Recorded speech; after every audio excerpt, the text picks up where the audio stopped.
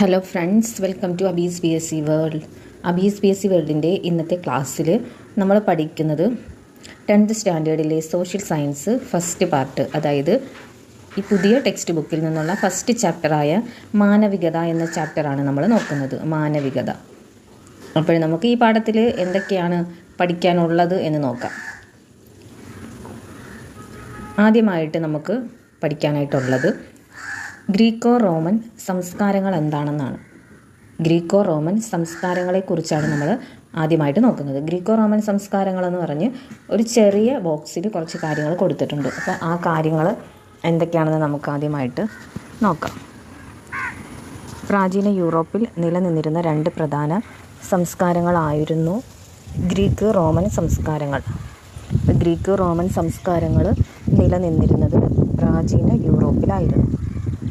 ഇവയെ ക്ലാസിക്കൽ സംസ്കാരങ്ങളെന്നും അറിയപ്പെടുന്നുണ്ട്. Greco Roman സംസ്കാരങ്ങളെയാണ് classical സംസ്കാരങ്ങളെന്നും അറിയപ്പെടുന്നത്. BC 12-ാം നൂറ്റാണ്ട്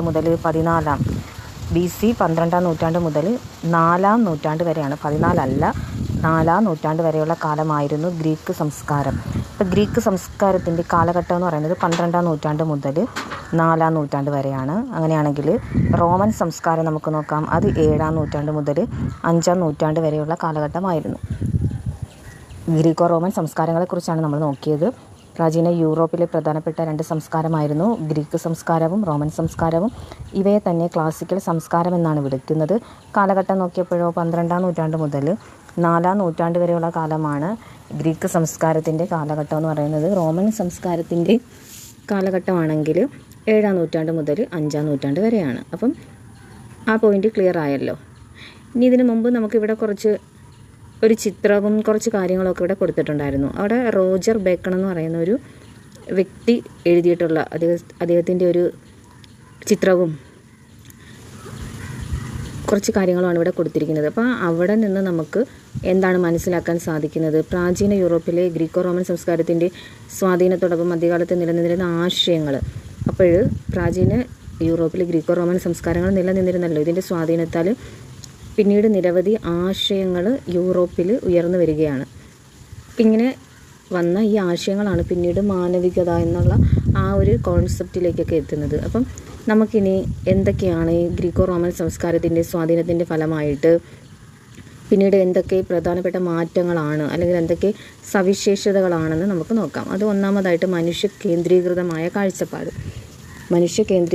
കാഴ്ചപ്പാടിനെയാണ് നമ്മൾ മാനവികത എന്ന് പറയുന്നത്. നഗരജീവിതത്തിൻ്റെ വളർച്ച, കച്ചവടത്തിൽ പുരോഗതി വന്നു, ദേശരാഷ്ട്രങ്ങളുടെ വളർച്ച, വ്യക്തികൾക്ക് സ്വാതന്ത്ര്യം നൽകിയിരുന്നു, യുക്തിചിന്ത, മതേതര മൂല്യങ്ങളുടെ വ്യാപനം, പണാധിഷ്ഠിത സമ്പദ് ഘടന, പ്രാദേശിക ഭാഷകൾക്ക് പ്രാധാന്യം ലഭിച്ചു, കലാശാസ്ത്ര രംഗങ്ങളിലും മാറ്റങ്ങളുണ്ടായി. അപ്പോൾ ഗ്രീക്കോ റോമൻ സംസ്കാരത്തിൻ്റെ സ്വാധീനത്തോടൊപ്പമാണ് മധ്യകാലത്ത് ഒരുപാട് ആശയങ്ങൾ നിലവിൽ വന്നത്. ഇതിൽ പ്രധാനപ്പെട്ടതാണ് മാനവികത. ഇനി എന്താണ് ആ ഒരു മാറ്റമെന്ന് നമ്മൾ പറഞ്ഞ ആ മാറ്റം എന്താണെന്ന് നോക്കാം. പ്രാചീന റോമൻ സംസ്കാരത്തിൻ്റെ ഭാഗമായിരുന്നു ഇറ്റലി. ഇവിടെയാണ് കൂടുതൽ മാറ്റങ്ങൾ ഉണ്ടായത്. അപ്പോൾ ഈ മാറ്റങ്ങളെയൊക്കെയാണ് നവോത്ഥാനം എന്ന് ചരിത്രകാരന്മാർ വിളിച്ചിരുന്നത്. മധ്യകാലത്തെ ഫ്യൂഡൽ വ്യവസ്ഥയിൽ നിന്നും ആധുനിക കാലഘട്ടത്തിലേക്കുള്ള മാറ്റത്തിൻ്റെ കാലമാണ് നവോത്ഥാനം. അപ്പം ഫ്രാൻസിസ് ബേക്കൺ, റോജർ ബേക്കൺ തുടങ്ങി നിരവധി ആളുകൾ അവരുടെ ആശയങ്ങളുടെ ഫലമായിട്ട് നിരവധി മാറ്റങ്ങൾ വരികയാണ്. ഈ മാറ്റങ്ങളെല്ലാം കൂടെയാണ് നവോത്ഥാനം എന്ന് വിളിക്കുന്നത്. മധ്യകാലത്ത് ഫ്യൂഡൽ വ്യവസ്ഥിതി നിലനിന്നിരുന്നു. അപ്പോൾ ആ ഒരു വ്യവസ്ഥിതിയിൽ നിന്നും പുതിയ കാലം അഥവാ ആധുനിക കാലഘട്ടത്തിലേക്കുള്ള ഒരു മാറ്റം, ഇതിനെയാണ് നവോത്ഥാനം എന്ന് പറയുന്നത്. അപ്പം നവോത്ഥാനം എവിടെയാണ് ആരംഭിച്ചതെന്ന് ചോദിക്കുകയാണെങ്കിൽ അത് ഇറ്റലിയിലാണ്. ഇനി നമുക്ക് നവോത്ഥാനം എന്താണെന്ന് നോക്കാം.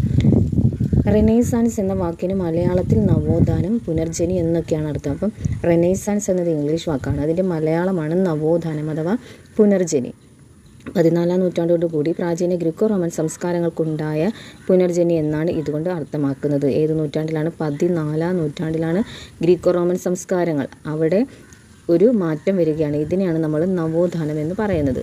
ഗ്രീക്കോ റോമൻ സംസ്കാരങ്ങളെക്കുറിച്ചാണ് നമ്മൾ ആദ്യമായിട്ട് പഠിച്ചത്. അത് ഓർമ്മയുണ്ടെന്ന് കരുതുന്നു. അപ്പോൾ ഇറ്റലിയിലാണ് നവോത്ഥാനം വന്നത് എന്ന് നമ്മൾ പറഞ്ഞില്ലേ. അങ്ങനെയാണെങ്കിൽ ഇറ്റലിയിൽ ധാരാളം നഗരങ്ങളുണ്ടായിരുന്നു. ആ നഗരങ്ങൾക്ക് യൂറോപ്പിലെ മറ്റു നഗരങ്ങളിൽ നിന്ന് ഒരുപാട് വ്യത്യാസങ്ങളുണ്ടായിരുന്നു. അതെന്താണെന്ന് നമുക്ക് നോക്കാം. അവ കൂടുതൽ സ്വതന്ത്രമായിരുന്നു, പിന്നീട് അവിടങ്ങളിൽ, അതായത് ഇറ്റലിയിലെ നഗരങ്ങളിൽ വ്യാപാരികൾ ബാങ്കിങ്, ഇൻഷുറൻസ് എന്നീ മേഖലകളെക്കുറിച്ച് അറിവുണ്ടായിരുന്നു. അവർക്ക് ബുക്ക് കീപ്പിംഗ് പോലുള്ള വാണിജ്യ സാങ്കേതിക വിദ്യ അവർക്ക് അറിയാമായിരുന്നു. അപ്പോൾ അങ്ങനെ വരുമ്പോൾ അവിടെ നിന്ന് നമുക്ക് ബുക്ക് കീപ്പിംഗ് എന്നൊരു പോയിന്റ് കിട്ടുന്നുണ്ട്. ഒന്നാമത് പറഞ്ഞത് നഗരങ്ങൾ സ്വതന്ത്രമായിരുന്നു. രണ്ടാമത്തേത് അവിടെ, അതായത് ഇറ്റലിയിലുള്ള വ്യാപാരികൾക്ക് കച്ചവടം, വാണിജ്യം, ബാങ്കിങ് ഇവയെക്കുറിച്ച് നല്ല അറിവുള്ളവരായിരുന്നു. അങ്ങനെ അവർ കൊണ്ടുവന്ന ഒരു സിസ്റ്റം, അതാണ് ബുക്ക് കീപ്പിംഗ്. അതെന്താണെന്ന് നമുക്ക് നോക്കാം. ഒരു സ്ഥാപനത്തിൻ്റെ വരവും ചെലവും ദൈനംദിന അടിസ്ഥാനത്തിൽ ക്രമമായി രേഖപ്പെടുത്തുന്നു. ഇതാണ് ബുക്ക് കീപ്പിംഗ് എന്ന് പറയുന്നത്. അക്കൗണ്ടിങ്ങിൻ്റെ ആദ്യപടിയാണ് ബുക്ക് കീപ്പിംഗ്. അതൊന്ന് ഓർത്ത് വെച്ചേക്കാം. 11-ാം നൂറ്റാണ്ടായപ്പോൾ യൂറോപ്പിൽ വാണിജ്യവൽക്കരണം ഉണ്ടായി. ഇത് ഫ്യൂഡൽ വ്യവസ്ഥ തകരുകയാണ്. പിന്നീട് വാണിജ്യ പുരോഗതിയുടെ ഫലമായി ഇറ്റലിയിൽ നിരവധി സമ്പന്ന കുടുംബങ്ങൾ ഉയർന്നു വന്നു. ഫ്യൂഡൽ വ്യവസ്ഥ തകർന്നതിന് ശേഷം പിന്നീട് എന്താ വന്നത്? വാണിജ്യ പുരോഗതിയാണ്. അപ്പോൾ അങ്ങനെ വരുമ്പോൾ ഇറ്റലിയിൽ ധാരാളം വാണിജ്യ കുടുംബങ്ങൾ അല്ലെങ്കിൽ സമ്പന്ന കുടുംബങ്ങൾ ഉയർന്നു വരുന്നു. അപ്പോൾ ഇനി ആ കുടുംബങ്ങൾ പെട്ടെന്ന് നമുക്ക് നോക്കാം. ചിലപ്പം സ്റ്റേറ്റ്മെൻറ്റിലെങ്ങാനും ചോദിച്ചാലോ, സ്റ്റേറ്റ്മെൻറ്റിലോ മാച്ച് ദ ഫോളോയിങ് നമുക്ക് പറയാം. കേരള PSC കോൺസ്റ്റിറ്റ്യൂഷൻ്റെ ഭാഗത്തു നിന്നൊക്കെ ടേബിൾ പോലെയാണ് ചോദ്യങ്ങൾ ചോദിക്കുന്നത്. അതായത് ഓരോ ആർട്ടിക്കിളോ അല്ലെങ്കിൽ പ്രധാനപ്പെട്ട വർഷങ്ങളോ ഒക്കെ തന്നിട്ട് അവ മാച്ച് ചെയ്യാനും അങ്ങനെയൊക്കെ ചോദിക്കുന്നുണ്ട്. അന്നേരം നമുക്ക് ഈ നഗരങ്ങൾ ഏതാണെന്ന് പഠിക്കാം. മെഡിച്ചി, ഇറ്റാലിയൻ കുടുംബങ്ങളിൽ ഒരെണ്ണമാണ് മെഡിച്ചി. അതെവിടെയാണ്, ഏത് നഗരത്തിലാണ് ഉയർന്നു വന്നതെന്ന് ചോദിച്ചാൽ ഫ്ലോറൻസ്. സ്ഫോർസ എന്ന് പറയുന്നത് മിലാൻ എന്ന് പറയുന്ന നഗരത്തിലാണ്. ഫർണീസി എന്ന് പറയുന്നത് പാർമ എന്ന നഗരത്തിലും, ഒർസീനി എന്ന് പറയുന്നത് നേപ്പിൾസിലും, വിസ്കൊന്തി എന്ന് പറയുന്നത് മിലാനിലുമാണ്. അപ്പോൾ മെഡിച്ചി എന്ന് പറയുന്നത് ഫ്ലോറൻസ്, സ്ഫോർസോ എന്ന് പറയുന്നത് മിലാൻ എന്ന് പറയുന്ന നഗരത്തിലാണ്, ഫർണീസി എന്ന് പറയുന്നത് പാർമ എന്ന് പറയുന്ന നഗരത്തിലും, ഒർസീനി എന്ന് പറയുന്നത് നേപ്പിൾസിലും, വിസ്കൊന്തി എന്ന് പറയുന്നത് മിലാനിലുമാണ്. അപ്പോൾ നമ്മൾ എന്തോ നോക്കിയത്? ഇറ്റാലിയൻ കുടുംബങ്ങൾ, അതായത് ഫ്യൂഡലിസത്തിൻ്റെ തകർച്ചയ്ക്ക് ശേഷം ഇറ്റലിയിൽ ധാരാളം സമ്പന്ന കുടുംബങ്ങൾ വന്നു. അവ ഏത് നഗരത്തിലാണ് വളർന്നു വന്ന നഗരങ്ങളാണ് നമ്മൾ പറയുന്നത്. ഇനി അടുത്തത് ബോക്സിൽ കൊടുത്തിട്ട് ഉള്ളത് കുരിശ് യുദ്ധങ്ങളാണ്. എന്താണ് കുരിശ് യുദ്ധങ്ങളെന്ന് നോക്കാം. ഇമ്പോർട്ടൻ്റ് ആണിത്. HSC സോഷ്യൽ സയൻസ് എക്സാമിന് വേണ്ടി പ്രിപ്പയർ ചെയ്യുന്നവർക്കും ഈ ക്ലാസ് വളരെ ഉപകാരപ്രദമായിരിക്കും. കുരിശ് യുദ്ധങ്ങൾ ആരൊക്കെ തമ്മിലാണെന്ന് ആദ്യം നോക്കാം. വിശുദ്ധ നാടായിരുന്നു ജെറുസലേം. അതിനുവേണ്ടി ഇസ്ലാം മതവിശ്വാസികളും ക്രൈസ്തവരും തമ്മിൽ നടന്ന യുദ്ധമാണ് കുരിശ് യുദ്ധം. ഇപ്പോൾ കുരിശ് യുദ്ധം എന്ന് സിമ്പിളായിട്ട് പറഞ്ഞാൽ എന്താണ്? ജെറുസലേം എന്ന് പറയുന്ന സ്ഥലത്തിന് വേണ്ടി ക്രൈസ്തവരും ഇസ്ലാം മതവിശ്വാസികളും തമ്മിൽ നടന്ന യുദ്ധമാണ് കുരിശ് യുദ്ധം. ഏഷ്യയുടെയും യൂറോപ്പിൻ്റെയും രാഷ്ട്രീയ, സാമൂഹിക, സാമ്പത്തിക ജീവിതത്തിൽ നിർണായക സ്വാധീനം ചെലുത്തി. അപ്പോൾ കുരിശ് യുദ്ധങ്ങൾ നടന്ന കാലഘട്ടമാണ് ഇനി വേണ്ടത്. 11-ാം നൂറ്റാണ്ട് മുതൽ 13-ാം നൂറ്റാണ്ട് വരെ. കുരിശ് യുദ്ധങ്ങൾ ആരൊക്കെ തമ്മിൽ? ഇസ്ലാം മതവിശ്വാസികളും ക്രിസ്ത്യൻ മതവിശ്വാസികളും അഥവാ ക്രൈസ്തവരും തമ്മിലാണ്. ഏത് പ്രദേശത്തിന് വേണ്ടിയായിരുന്നു? ജെറുസലേം പ്രദേശത്തിന് വേണ്ടിയാണ് കുരിശ് യുദ്ധം നടന്നത്. പിന്നീട് നമ്മൾ പഠിച്ചത് അതിൻ്റെ കാലഘട്ടമാണ്. 11-ാം നൂറ്റാണ്ട് മുതൽ 13-ാം നൂറ്റാണ്ട് വരെയാണ് കുരിശ് യുദ്ധങ്ങൾ നടന്നത്. ഇപ്പോൾ 11-ാം നൂറ്റാണ്ട് മുതൽ 13-ാം നൂറ്റാണ്ട് വരെയാണ് കുരിശ് യുദ്ധങ്ങൾ. അതിനു മുമ്പ് നമ്മൾ എന്തായിരുന്നു പഠിച്ചത്? ഇറ്റലിയിൽ ഉയർന്നു വന്ന സമ്പന്ന നഗരങ്ങൾ, അതുപോലെ തന്നെ മധ്യകാലഘട്ടത്തിൻ്റെ, അതായത് ഫ്യൂഡലിസത്തിൻ്റെ തകർച്ചയ്ക്ക് ശേഷം ഉയർന്നു വന്ന സമ്പന്ന കുടുംബങ്ങളും നഗരങ്ങളെയും കുറിച്ചാണ് നമ്മൾ പഠിച്ചത്.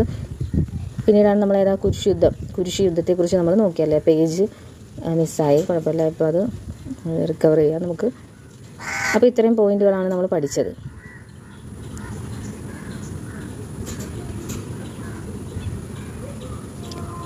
കുരിശ് യുദ്ധങ്ങൾ വരെയല്ലേ നമ്മൾ പറഞ്ഞുകൊണ്ടിരുന്നത്. കുരിശ് യുദ്ധങ്ങൾ കിട്ടിയിട്ടുണ്ട്. ഇനി നമുക്ക് വേണ്ടുള്ളത് മധ്യകാലത്ത് നടന്ന കുരിശ് യുദ്ധങ്ങൾ കിഴക്കും പടിഞ്ഞാറും തമ്മിലുള്ള സാംസ്കാരിക വിനിമയത്തിന് വഴിതെളിച്ചു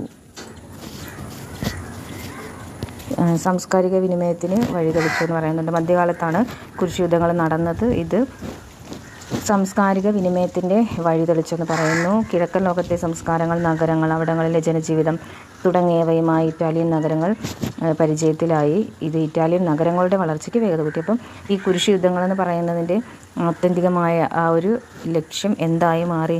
ഇറ്റാലിയൻ നഗരങ്ങളുടെ വളർച്ചയ്ക്ക് ഇത് കാരണമായി കേട്ടോ. അപ്പോൾ ഇസ്ലാമിക സാമ്രാജ്യം, ബൈസന്റൈൻ അഥവാ കിഴക്കൻ റോമ സാമ്രാജ്യം എന്നിവയുമായി സ്ഥാപിച്ച വാണിജ്യബന്ധത്തിലൂടെ വൻതോതിൽ സമ്പത്ത് ഇറ്റാലിയൻ നഗരങ്ങളിലേക്ക് ഒഴുകി. ഇസ്ലാമിക സാമ്രാജ്യം, ബൈസന്റൈൻ അഥവാ കിഴക്കൻ സാമ്രാജ്യം ഇവയൊക്കെയായിട്ടാണ് ഇറ്റലി വ്യാപാര ബന്ധത്തിൽ ഏർപ്പെട്ടിരുന്നത്. അതുവഴി ധാരാളം നഗരങ്ങൾ ഇറ്റലിയിൽ ഉയർന്നു വന്നു.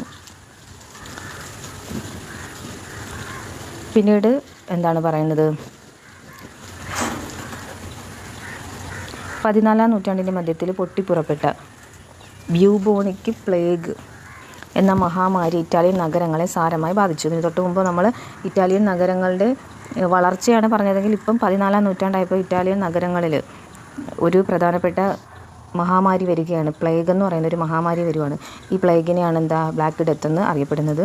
ഈ ഒരു ദുരന്തത്തിൽ ധാരാളം ജനങ്ങൾ മരിക്കുകയാണ്.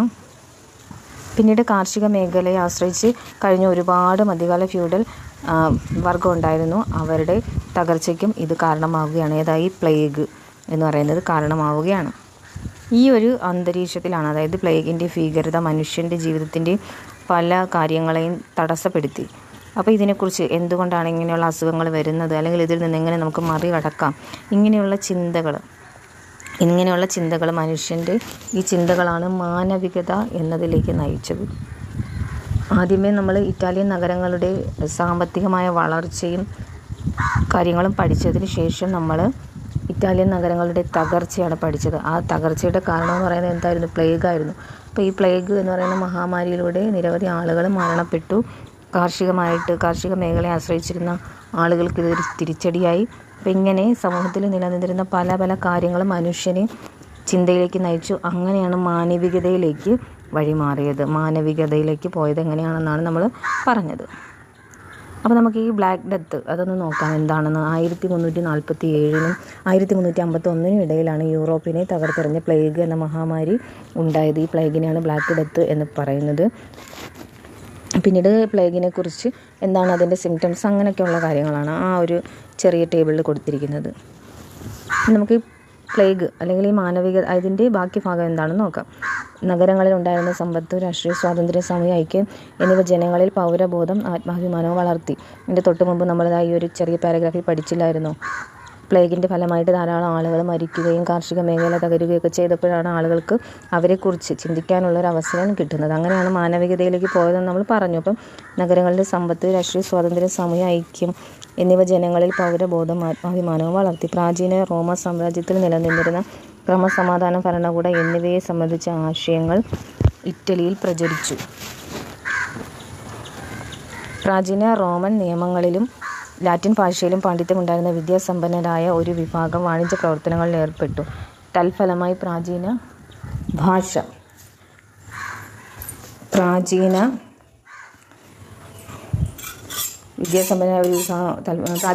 സാഹിത്യം, സ്ഥാപനങ്ങൾ, പൗരാണികത എന്നിവയിൽ ഇവർക്ക് താല്പര്യം ജനിച്ചു. ഓരോ നഗരവും കലയുടെയും സാഹിത്യത്തിൻ്റെയും കേന്ദ്രങ്ങളാകാൻ ആഗ്രഹിച്ചു. പ്രാചീന റോമ നഗരത്തിലെ ചിത്രങ്ങളും കയ്യെഴുത്ത് പ്രതികളും കെട്ടിടാവശിഷ്ടങ്ങളും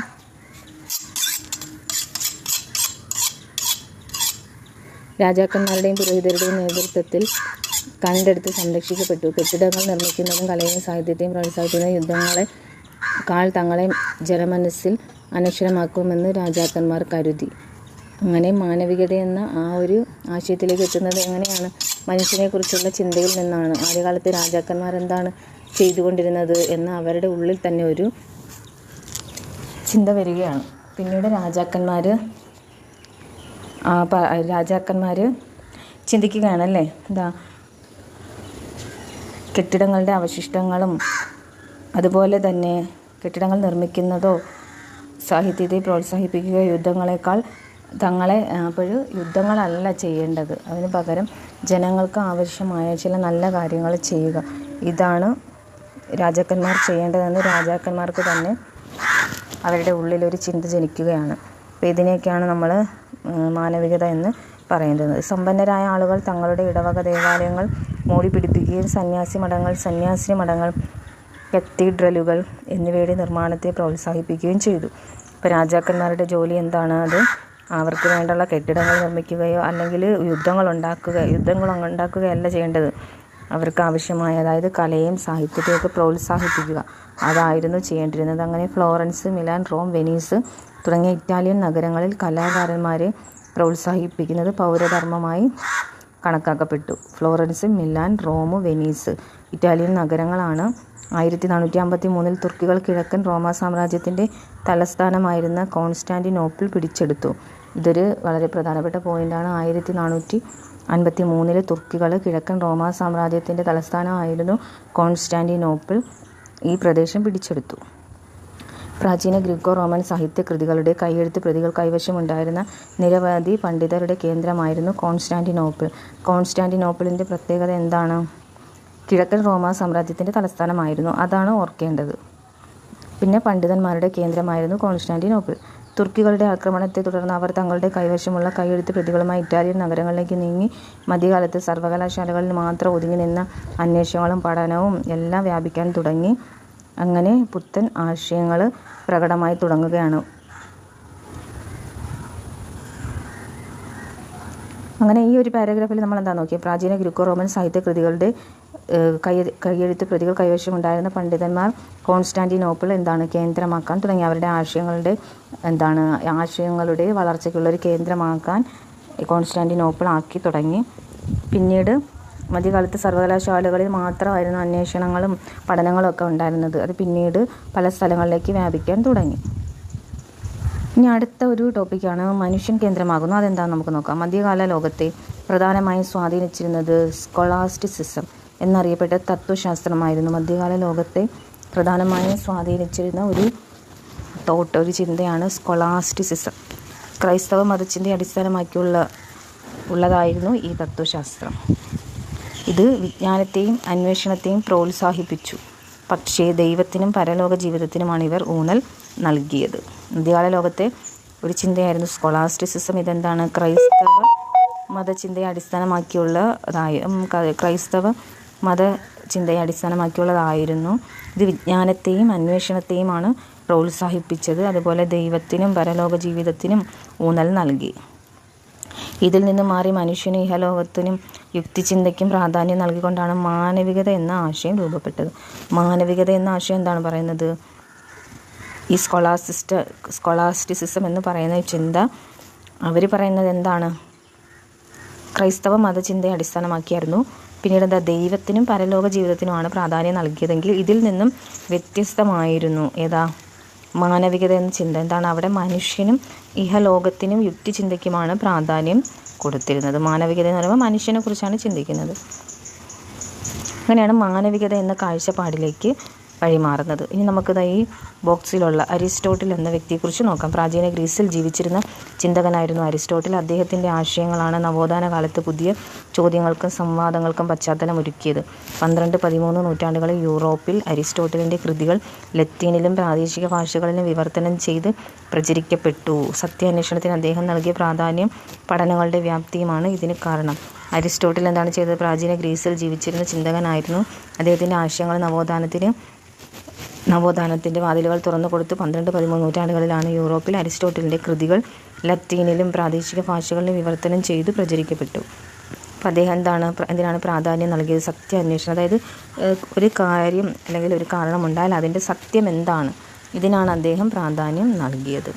അപ്പം നമ്മൾ ഇന്നത്തെ ക്ലാസ്സിൽ അരിസ്റ്റോട്ടിലിനെ കുറിച്ചുള്ള ഈ ഒരു ഭാഗത്തോടെ ഇന്നത്തെ ക്ലാസ് നമ്മൾ അവസാനിപ്പിക്കുകയാണ്. ഇനി നമുക്ക് അടുത്ത ക്ലാസ്സുകളിലായിട്ട് നവോത്ഥാനം, മാനവികത, ഈ ഒരു ഭാഗത്തെ ചിത്രകല, അങ്ങനെ തുടങ്ങിയ കുറച്ച് ടോപ്പിക്കുകളുണ്ട്. ശില്പകല, വാസ്തുവിദ്യ, ഇതാണ് ഇമ്പോർട്ടൻ്റ് ആയിട്ടുള്ള ഒരു ഭാഗമെന്ന് പറയുന്നത്. അതിൽ ഇന്നത്തെ ക്ലാസ്സിൽ നമ്മൾ ഈ ഒരു ചാപ്റ്ററിൻ്റെ, അതായത് മാനവികതയുടെ ഈ ഒരു ഇൻട്രൊഡക്ഷൻ മാത്രമാണ് നമ്മൾ നോക്കിയത്. അപ്പോൾ ഈ ഒരു ക്ലാസ് നിങ്ങൾക്ക് പ്രയോജനപ്രദമാകുന്നുണ്ടെങ്കിൽ ലൈക്ക് ചെയ്യാനും ഷെയർ ചെയ്യാനും സബ്സ്ക്രൈബ് ചെയ്യാനും മറക്കാതിരിക്കുക. നമുക്ക് മറ്റൊരു പുതിയ വീഡിയോയിലൂടെ വീണ്ടും കാണാം. അതുവരെ എല്ലാവർക്കും